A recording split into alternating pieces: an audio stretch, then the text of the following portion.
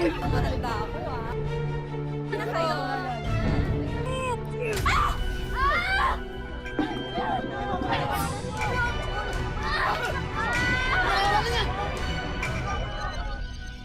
Pag-ibig daw ang isa sa pinakamalaking misteryo sa ating buhay. Kaya nitong maging inspirasyon para gawin ang hindi inaasahan. Kaya nitong baguhin at ituwid ang maling nakagisnan. At dahil din sa pag-ibig, natututo tayong magpatawad kahit pa nasaktan tayo ng sukdulan. Magandang araw po mga kapuso. Ako po si Vicky Morales. Sama-sama po nating tuklasin ang misteryo at kapangyarihan ng pag-ibig dito sa Wish Ko Lang. Nagsimula ang lahat. May 3 taon na ang nakalilipas sa isang pamilya sa Negros Oriental.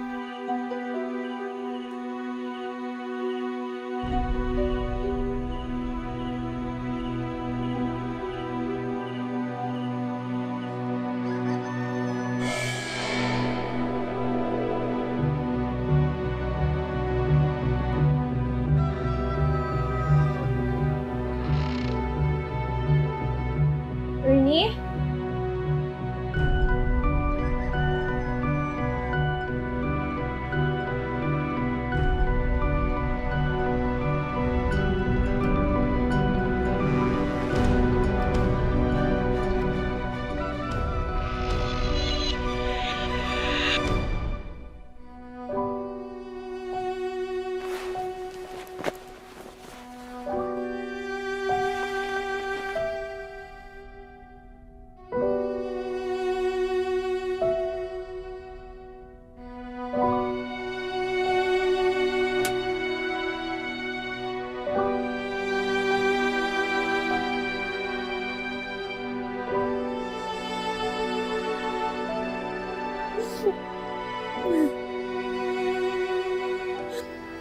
Beth, pasensya ka na.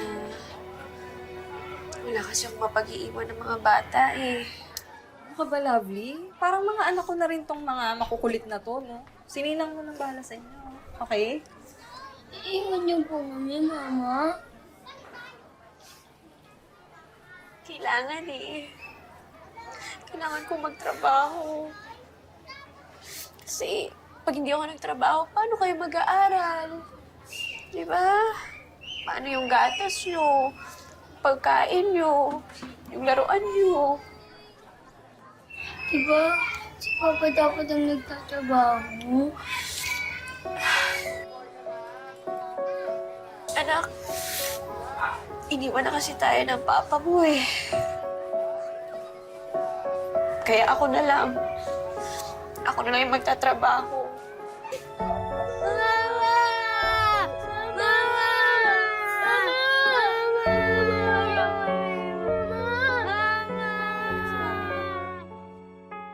Sumubok ng ilang trabaho si Lovely.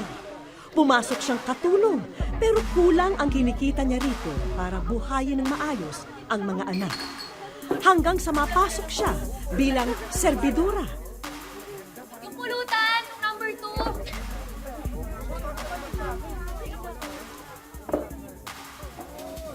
Wala pa?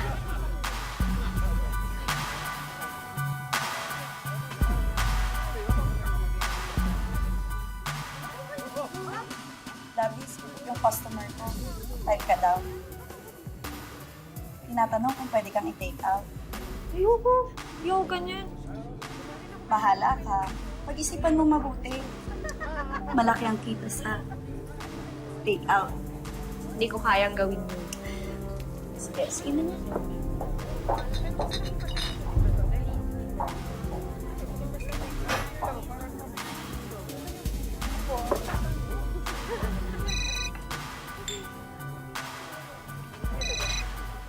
Hello, Beth? Hello. Love. Ano kasi? Mataas yung lagnat ni Sheila. Teka, bakit? Paano nangyari yun? Ano nangyari? Hindi ko rin alam eh. Baka nahawa sa school. Kaya baka nakagat ng lamok. Uso kasi yung dengue ngayon dito eh. Sandali, madadala mo ba siya sa doktor o sa ospital? Yun na nga eh. Wala na kasi akong pera. Sorry, love. Pero hindi ko na kasi alam ang gagawin ko.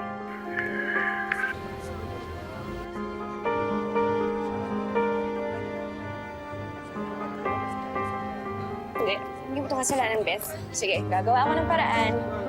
Dalhin mo siya sa ospital. Magpapadala ako. Ako agad ng pera. O sige, pasensya na ulit, Lovely. Salamat, ah.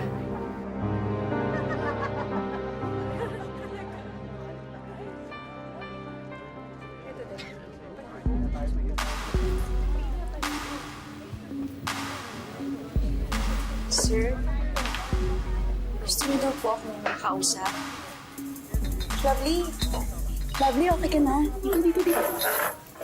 Ako ka dito.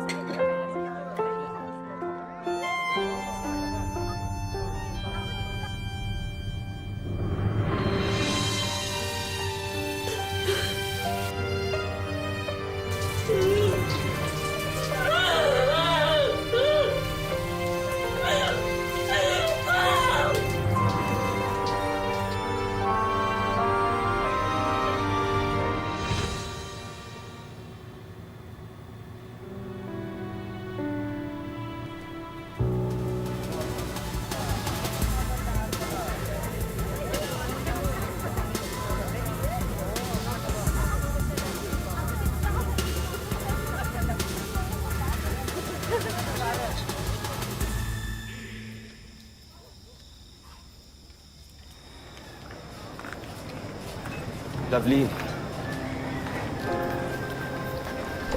Lovely.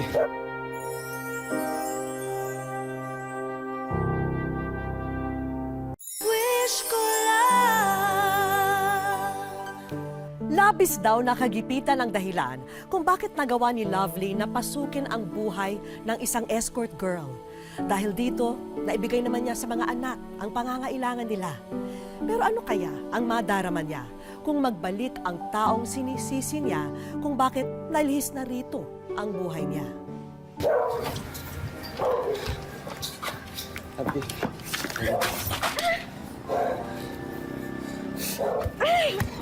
Lovely. Walang hiya ako! Walang hiya ako! Lovely. Sandali. Kasabi mo ako. Ano? Kasabi mo ko nagbago na ako. Pangako nagbago na ako, Lovely. Hindi ako naniniwala sa'yo. Sige, walang hiya ka! Bakit bumalik ka pa? Sige, sakta mo Bakit ako. bumalik ka pa? Sige, sakta mo ako. Kahit anong sakit tatanggapin ko, kahit anong parusa tatanggapin ko. Basta Parusa? tawarin mo ako.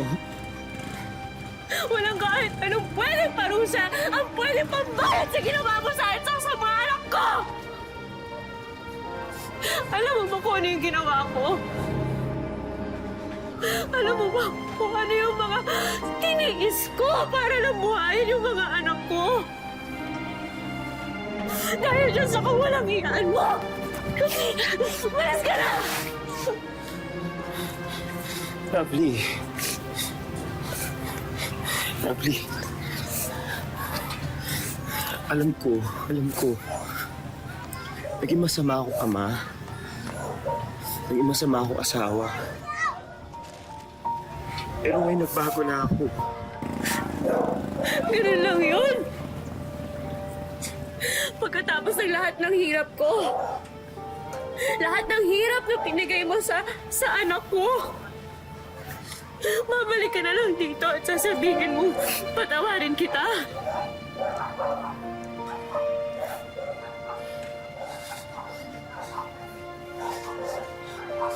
Lovely. Hindi na ako tulad ng dati. Nagsisisi ako.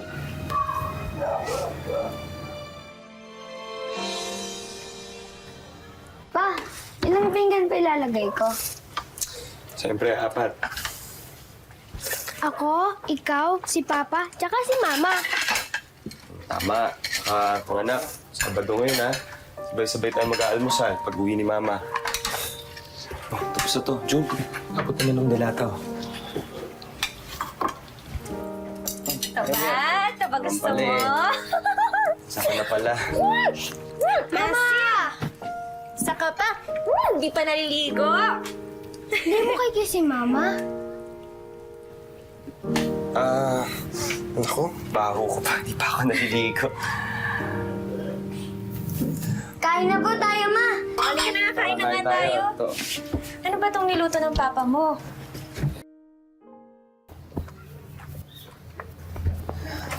Ayun pala, may playground to. Laro kayo, na? Ay nako, gusto maglaro Dito si Sheila gusto yata ng cotton candy. Ay, meron dito, meron. Uy, ibili lang kami ni Sheila to, na? Ah, sige. Ako rin po, Pa. O, tara. Sige. Dali lang, ha? Sige. Ay.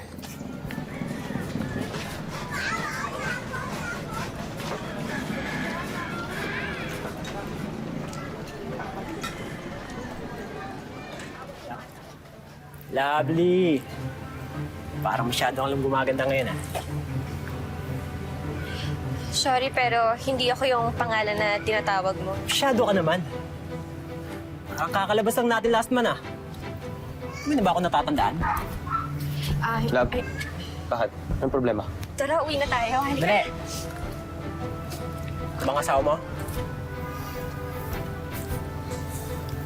Pare, swerte mo. Magaling sa kama, misis mo. Ernie! Ernie, wag! Ernie! Huwag yung sinabi mo. Babaso si asawa ko. Hoy, ano? Bakit ko babawiin? Ha? Bakit? Kasalanan ko ba na hindi mo alam na po mo ang asawa mo?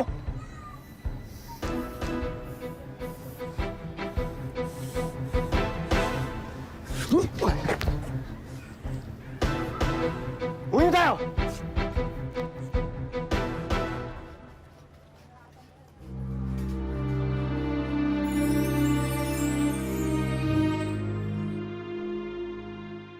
Wish ko lang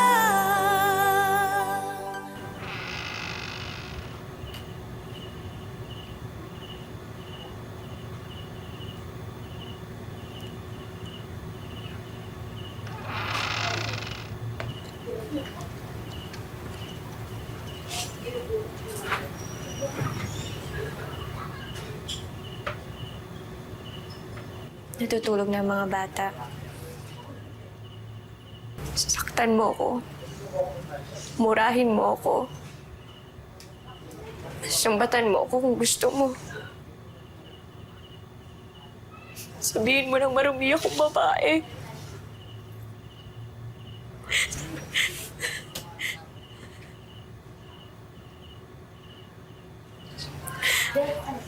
Saktan mo ako. Lahat gawin mo na.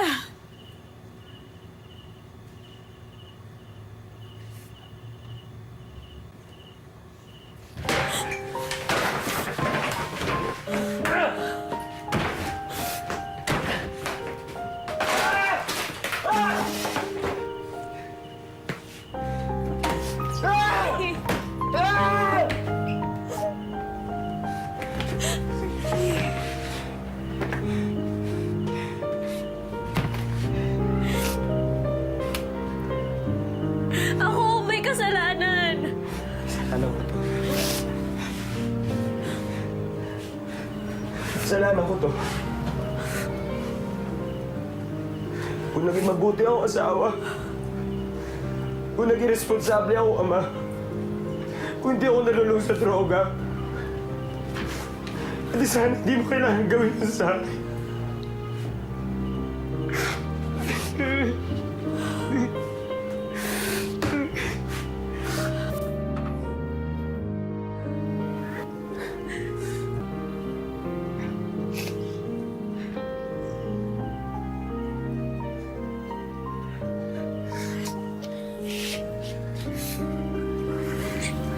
Salamat.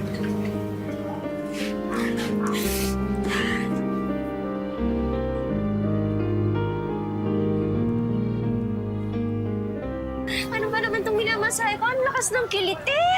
Hindi ako eh. Isa pa to!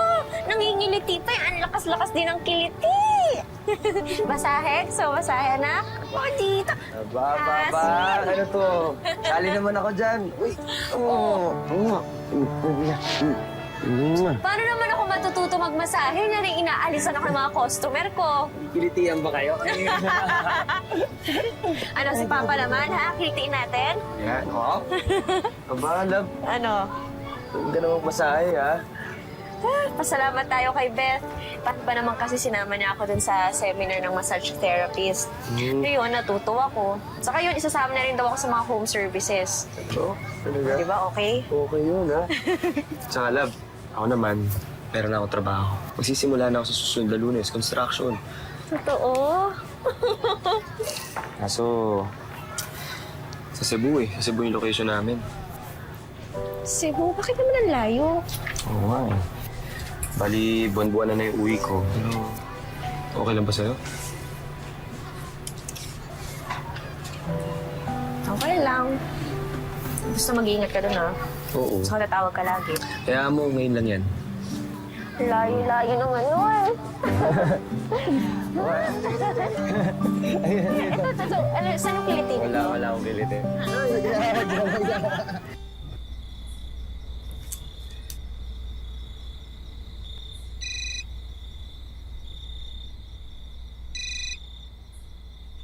Ano? Hello? Love? Love, buti naman napatawag ka na. Kagaling na kasi dito ni Mang Lito eh. Alam mo na, naniningil na ng renta. Kapag hindi pa tayo nakabayad sa susunod na linggo, papalayasin niya tayo dito. Ha? Yun din nga yung dahilan kaya ako nakitawag dito eh. Nagka-problema tong ginagawa namin eh. Pinatigil kami ng barangay dito, walang trabaho. Kaya wala din kaming sasahurin. Lovely. Po? Sorry po, sir. Ay, marami lang po kasi akong iniisip. Sabi ko naman sa'yo, tawagin mo lang akong Rafael eh. Sorry, Rafael. Oh, sir, tapos na po. Rafael. Hindi rin isang kaibigan. Pwede mo na siguro sabihin sa akin kung anong problema mo. Mukhang mabigat ang pinagdaraanan mo, napansin ko eh. May problema lang po sa bayad sa renta. Kano ba kailangan mo? 3,000 lang po. Yun lang pala.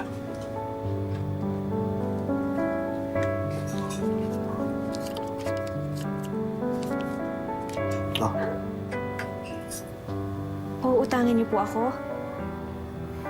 di ba magkaibigan tayo? Bayaran mo na pag nakaluwag ka. O pwede mo rin ibawas pag nagpamasahe ako sa'yo. Salamat po. Salamat po talaga.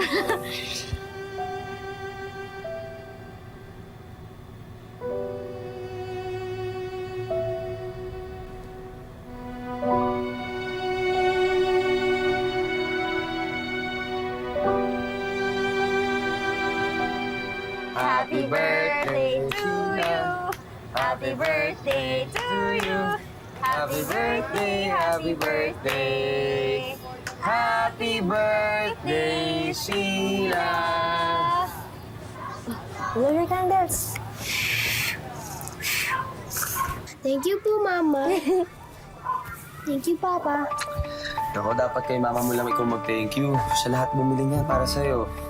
Uy, hindi galing sa amin lahat yan. Okay, kakain na tayo. Gusto mo, Jojo? Sandali lang kailangan ko lang sagutin to. Sige.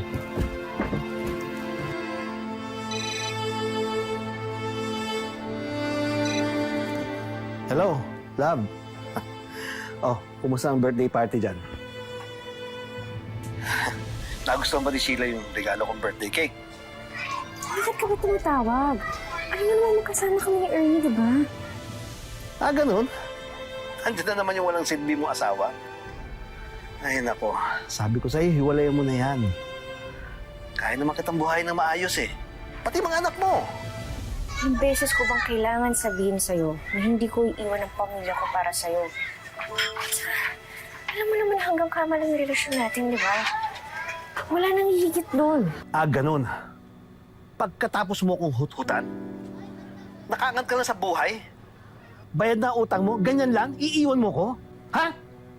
Ganyan lang? Ayoko na, Rafael. Goodbye.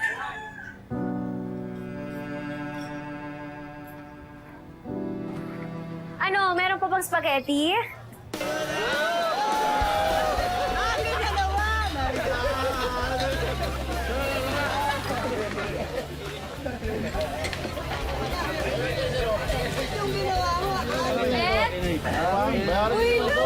Pasensya ka na. Kasi naman napaka-busy sa trabaho. At saka, alam mo naman, walang hatid sunod sa mga anak ko. Halika, pasok tayo sa loob. Ano ba? Ano bang meron?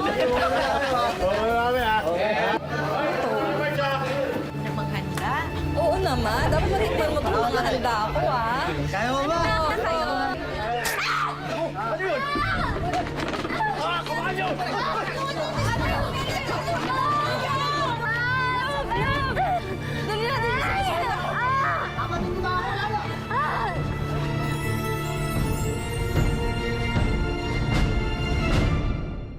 Wish ko lang.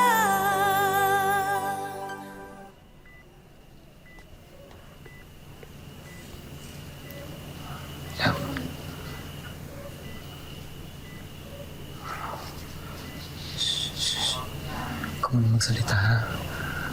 Tama na. Masama yan sa'yo. Pero sabi ng doktor, mabuti naman na malayo ko na sa peligro. Si Rafael, wala na siya. Nakakulong na. Inamin ni Rafael na nagkaroon kayo ng relasyon. Huwag ka na umiyak, ha? Kaya na. Masama yan sa'yo. Hinintay ka na ng mga bata sa bahay. Pero love, hindi ako galit sa'yo. Galit ako dun sa taong gumawa nito sa'yo. Pero sa'yo, hindi.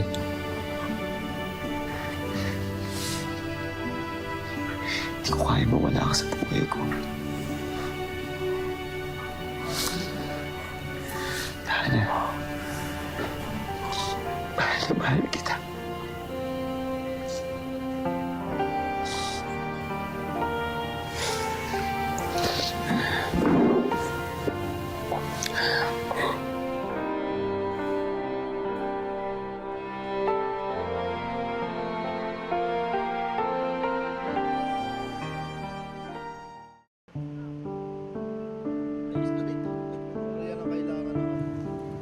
Siya si Lovely.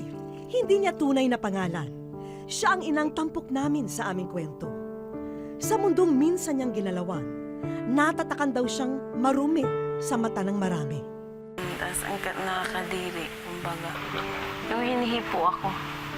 Kasi, dati kasi ang ano ko lang, kumbaga yung pakakasalan ko lang na taong, yung lalaking, nag-iisang lalaki lang yung hahawak sana dapat sa akin. Tapos doon sa trabaho ko, parang free lang yung mga lalaki na hawak-hawak sa akin. Kasi nga, yun na nga yung trabaho ko, ganun eh. Pero piniling sikmurain noon ni Lovely ang lahat. Wala na kasi siyang makapitan nang iwanan silang mag-iina ng asawa. Ang inspirasyon ko yung dalawang anak ko talaga. Siya kapit din sa Panginoon. Dahil kailangan nila ako eh.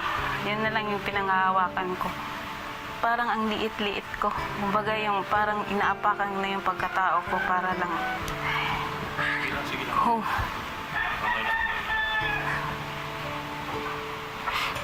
Kumbaga sobrang sakit lang. Tapos, itiis mo na lang yun kasi para sa kanila eh. Nakipag-areglo na ang salarin sa pagsaksak kay Lovely. Sila'y nagkapatawaran na at sinagot din ang kanyang pagpapagamot.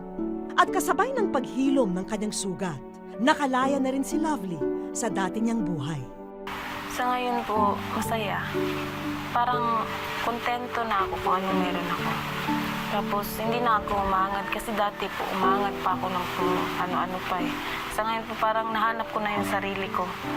Naging maayos at mas matibay na rin ang samahan nila ng kanyang mister. Pero sa kasalukuyan, ang nilalabanan na lamang ni Lovely ay ang pangungulila. Nasa Cebu kasi ang kabiyak niya at namamasukan bilang isang delivery boy.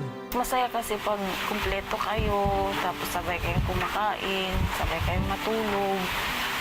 Kumbaga, tinitiis na lang kasi nga sa hirap ng buhay. Wala kasi siyang mahanap na hanap buhay dito eh.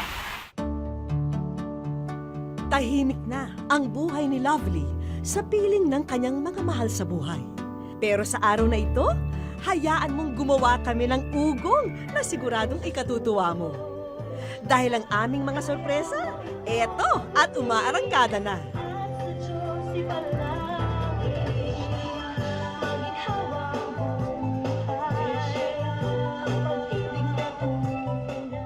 Literal na nagulantang si Lovely sa sasakyang papalapit sa kanila. Oh my God! Siya lang alam ko yun!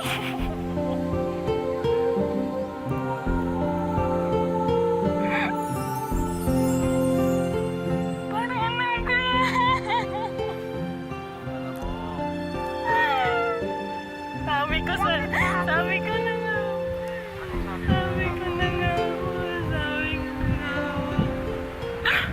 At hulaan nyo kung sino ang taong bumaba sa sasakyan. Walang iba kundi ang pinakamamahal na asawa ni Lovely na si Ernie na pinauwi pa namin dito sa Dumaguete mula sa Cebu. Abot langit ang pasasalamat ni Lovely ngayong nasa piling na niya ang asawa. Siyempre, sobrang sakit. No, malayo. Titiis na lang kasi nga walang hanap buhay dito.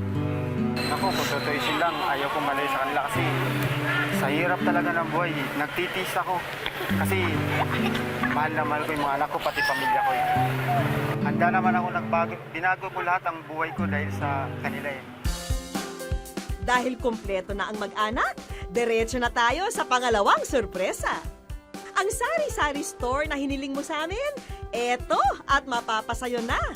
Ma'am Vicky, thank you po talaga. Malaking tulong na po sa akin po. Sana pagpalain po kayo ng Diyos. More power po sa show nyo. Ang umiibig ay marunong magpatawad at ang nagpapatawad ay umiibig. Ito po ang mensahe ng pagsasama ni na Lovely at Ernie. Dalawang taong nagkamali, nagsisi at nagpatawad sa isa't isa dahil kapwa silang umiibig. Hanggang sa susunod mga kapuso, ako po si Vicky Morales at ito po ang wish ko lang.